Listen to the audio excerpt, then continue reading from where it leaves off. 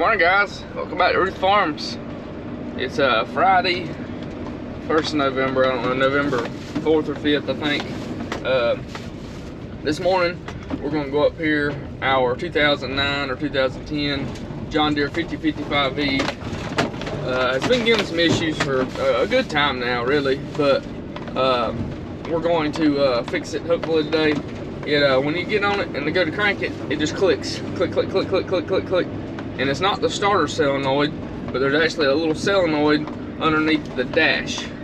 So I'm going to show you guys, try to show you guys a little bit of how to do that, how to fix that. I'll give you the part number here from Deere. I've had this part for probably 6 months, and sometimes it does it worse than others, sometimes you don't even hardly notice it. So we're going to see if we can get it fixed today.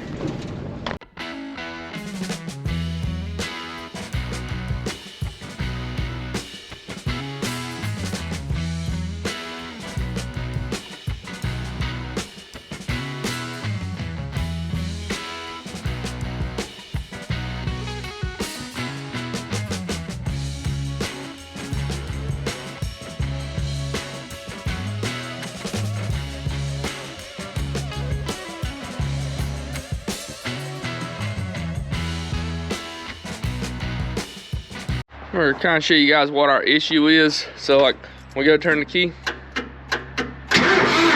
That time it cranked quick, but last night I was trying to crank it and it probably took me clicking it 50 times to get it to crank.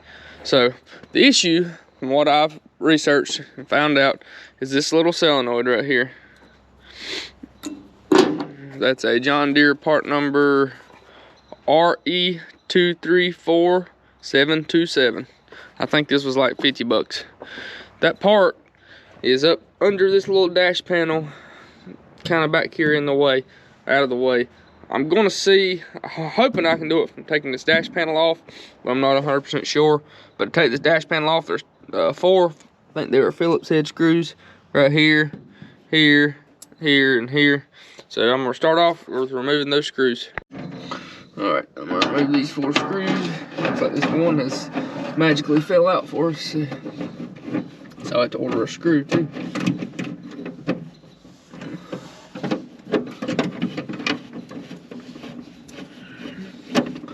Like I said, just a Phillips head screwdriver here.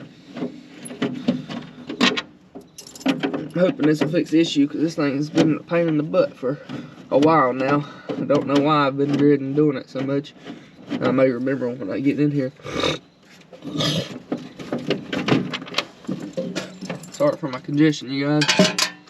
A week's worth of chicken litter dust and soybean dust now is laying havoc on my sinuses.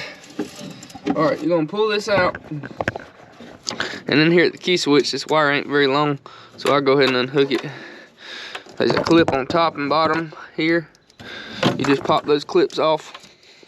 I don't know if y'all can see it up in there. It's way up in there. So I may end up having to take the dash off to get to it, which I don't think is that much of a deal. Let me do a little looking, figure out how to take this dash piece here off. So I was gonna crank it up just briefly to raise the loader up to help get it out of the way. Let me show you guys now.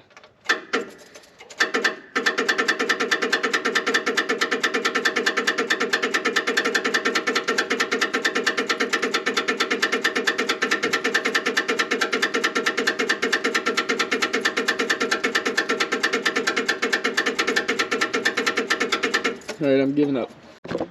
Alright, so it's looking like there's a screw here, here, and I'm assuming there's 2 on the other side. So I'm gonna start, I'm gonna remove those 2 and then go around there. Then I'm hoping this cowling right here will pull off, but we'll see.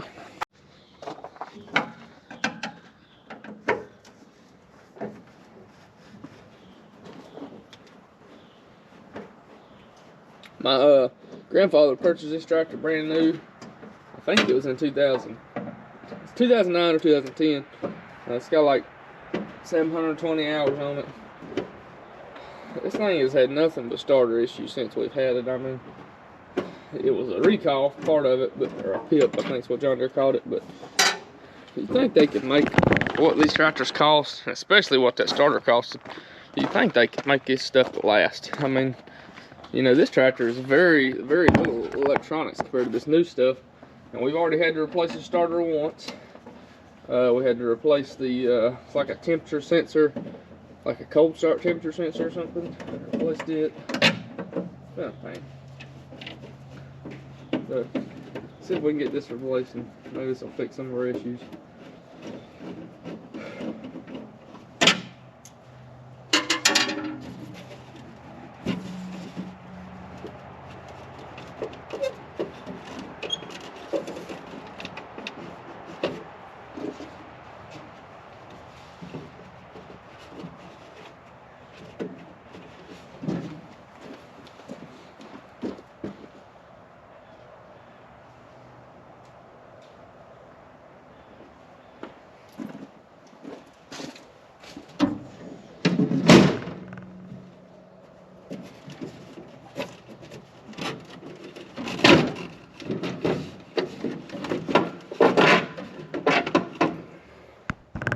You can see that or not, this little dash cowling here popped out of the way.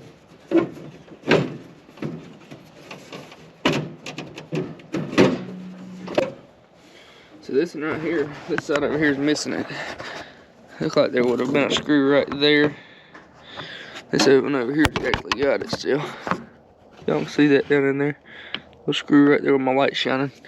I gotta pull it off. There's also a screw right here where this cowling separates. It's on top of the hood. What you got with this passenger side cowling removed, we can see that little solenoid right here. It looks like it's either a 10 or like a toy. I think that's a 10 millimeter, two 10 millimeter bolts here that hold it on. Then it's a snap connector here. And then hopefully once we get this pulled up, it looks like there's gonna be plenty of room. There's two 10 millimeter nuts to hold these wires on. So I'm gonna try to get those pulled out, and then I'll get back with you. Alright, so I've got this screw here removed. I left that one in there, but I loosened it, and we should be able to just slide that sucker right out. Alright, so now I want to disconnect this connector, or break it off because it's junk. Ain't that lovely? Nothing works good now, cold. I will probably electrical tape that together because we're probably never going to be back in here again. Well, no, this was the connector on the old solenoid, so it don't matter. Ignore me. It's early in the morning and it's cold out here, so my mind ain't working like it should. Here's our new part. Everything looks almost identical. I'll pull this boot off right here. Loosen this nut. We're going to go ahead and loosen both of them while I've got the ratchet in my hand. So it looks like on mine, the red wire is going to go on the left side of the solenoid. Hopefully there should be the exact same thing, I would think, since this is a John Deere part. I loosened these up earlier because I thought I might have to tighten them down to them nuts, but since they give me nuts, I'll put this in right here. We're going to tighten this nut up.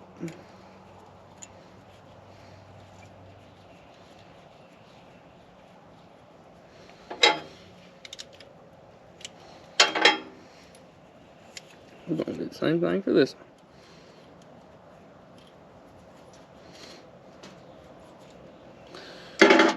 And then when this works, we're going to throw that piece of junk in the trash.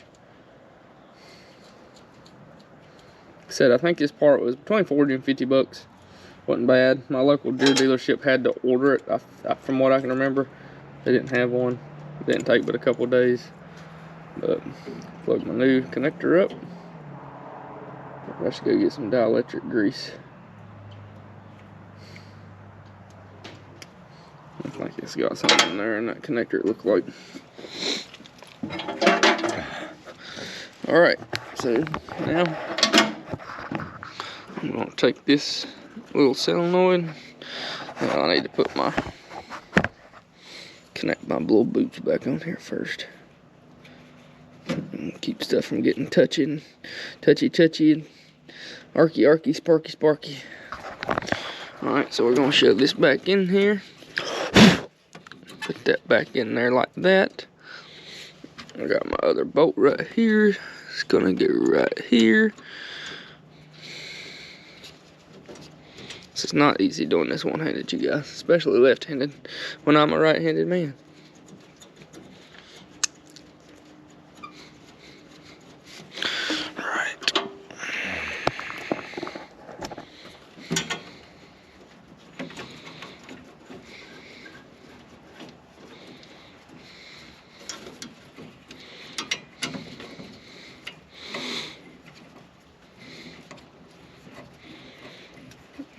I just need to figure out why the combine does it sometimes now. It on the other hand actually has a reason to not crank because it's, you know, probably 30 years old. So essentially on this job that we just done, the only two tools you need is a Phillips head screwdriver and a ratchet with a 10mm socket on it.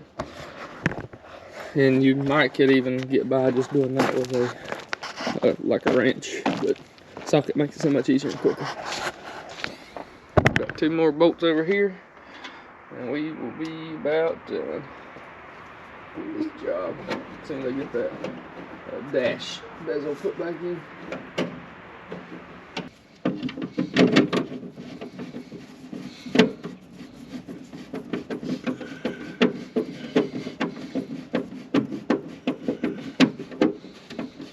I need to pick up a screw for the one that's evidently backed out at some point.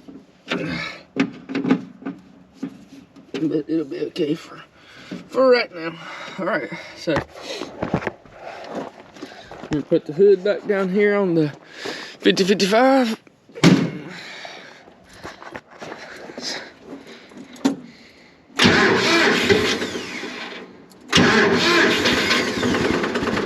She's cold this morning.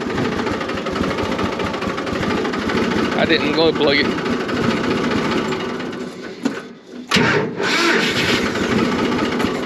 My goodness, you guys. So, that's your issue. You just saw it, you watched it on the Ruth Farms channel. That's all it takes. You know, probably 30-minute job. This is our John Deere 5055E. It's been a good little tractor. 4-wheel drive. These are original tires and all on it. I think it's got 700 some hours. A big majority of those hours are auger time. But she's been a good girl. Yeah, it'll be much more handy and user friendly now that it'll actually crank. So, thank y'all for watching. Appreciate it if y'all leave us a like, comment, subscribe, and come check us out again. Appreciate it. God bless.